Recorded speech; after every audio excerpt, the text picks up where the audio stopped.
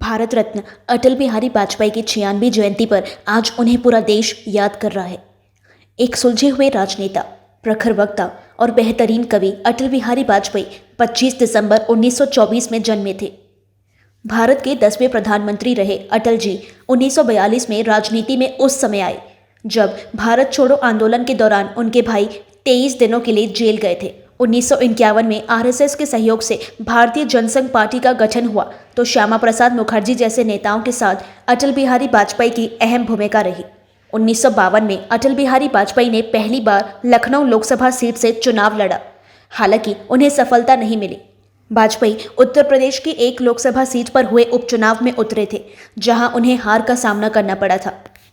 अटल बिहारी वाजपेयी को पहली बार सफलता 1957 में मिली थी। 1957 में जनसंघ ने उन्हें 3 लोकसभा सीटों लखनऊ, मथुरा और बलरामपुर से चुनाव लड़ाया। लखनऊ में वे चुनाव हार गए, मथुरा में उनकी जमानत जब्त हो गई, लेकिन बलरामपुर संसदीय सीट से चुनाव जीतकर वे लोकसभा पहुंचे। वाजपेयी के असाधारण व्यक्तित्व को देखकर उस समय के वर्तमान प्रधानमंत्री पंडित जवाहरलाल नेहरू ने कहा था कि आने वाले दिनों में यह व्यक्ति जरूर प्रधानमंत्री बनेगा। वाजपेयी तीसरे लोकसभा चुनाव 1962 में लखनऊ सीट से उतरे, लेकिन उन्हें जीत नहीं मिल सकी, जिसके बाद वे राज्यसभा सदस्य चुने गए। बाद में 1967 में फिर लोकसभा चुनाव लड़ा, लेकिन जीत नहीं सके। इसके बाद 1967 में ही उपचुनाव हुए, जहां से वे जीतकर सांसद बने। इसके बाद 1968 में वाजपेयी जनसंघ के राष्ट्रीय अध्यक्ष बने। उस समय पार्टी के साथ नानाजी देशमुख, बलराम मधोक और लालकृष्ण आडवाणी जैसे नेता थे। 1971 में 5वें लोकसभा चुनाव में अटल बिहारी वाजपेयी मध्य प्रदेश के ग्वालियर संसदीय सीट से चुनाव में उतरे और जीतकर संसद पहुंचे।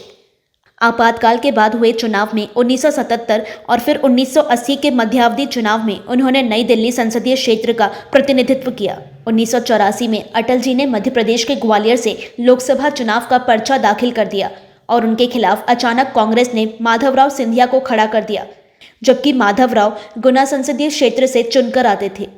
सिंधिया से वाजपेयी 2.25 लाख वोटों से हार गए। वाजपेयी जी ने एक बार जिक्र भी किया था कि उन्होंने स्वयं संसद के गलियारे में माधवराव से पूछा था कि वे ग्वालियर से तो चुनाव नहीं लड़ेंगे।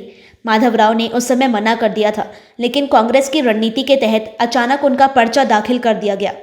इस तरह वाजपेयी के पास मौका ही नहीं बचा कि दूसरी जगह से नामांकन दाखिल कर पाते। ऐसे में उन्हें सिंधिया से हार का सामना करना पड़ा, जिसके बाद वाजपेयी 1951 के अहम चुनाव में लखनऊ और मध्य प्रदेश की विदिशा सीट से चुनाव लड़े और दोनों ही जगह से जीते। बाद में उन्होंने विदिशा सीट छोड़ दी। 1996 में हवाला कांड में अपना नाम आने के चलते लालकृष्ण आडवाणी गांधीनगर से चुनाव नहीं लड़े। इस स्थिति में अटल बिहारी वाजपेयी ने लखनऊ सीट के साथ ही साथ गांधीनगर से भी चुनाव लड़ा और दोनों ही जगहों से जीत हासिल की, जिसके बाद वाजपेयी ने लखनऊ को अपनी कर्मभूमि बना लिया।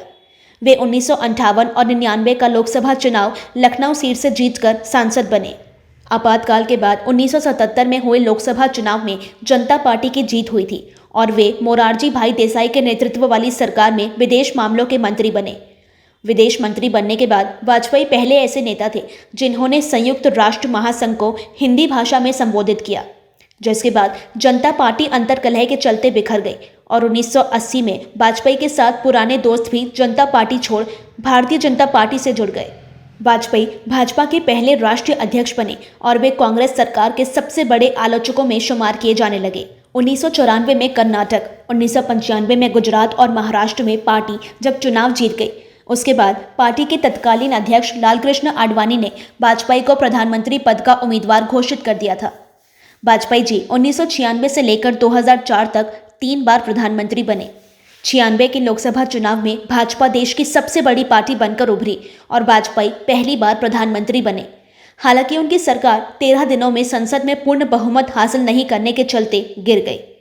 1998 के दोबारा लोकसभा चुनाव में पार्टी को ज्यादा सीटें मिली और कुछ अन्य पार्टियों के सहयोग से वाजपेयी जी ने एनडीए का गठन किया और वे फिर से प्रधानमंत्री बने। यह सरकार 13 महीनों तक चली, लेकिन बीच में ही जयललिता की पार्टी ने सरकार का साथ छोड़ दिया, जिसके चलते सरकार गिर गई। 1999 में हुए लोकसभा चुनाव में भाजपा फिर से सत्ता में आई और इस बार वाजपेयी जी ने अपना कार्यकाल पूरा किया। अटल जी की जयंती के खास मौके पर आज राष्ट्रपति रामनाथ कोविंद और प्रधानमंत्री नरेंद्र मोदी ने सदैव अटल स्मारक पहुंचकर उन्हें पुष्पांजलि अर्पित की। इस दौरान गृह मंत्री अमित शाह, रक्षा मंत्री राजनाथ सिंह, वित्त मंत्री निर्मला सीतारमण समेत कई नेता मौजूद थे। इससे पहले प्रधानमंत्री मोदी ने सोशल मीडिया पर पूर्व प्रधानमंत्री को श्रद्धांजलि अर्पित की। वहीं संसद में पीएम मोदी ने अटल जी पर आधारित एक किताब भी लॉन्च की। भारत के पूर्व प्रधानमंत्री अटल बिहारी वाजपेयी जी को नवा देश श्रद्धांजलि अर्पित करता है।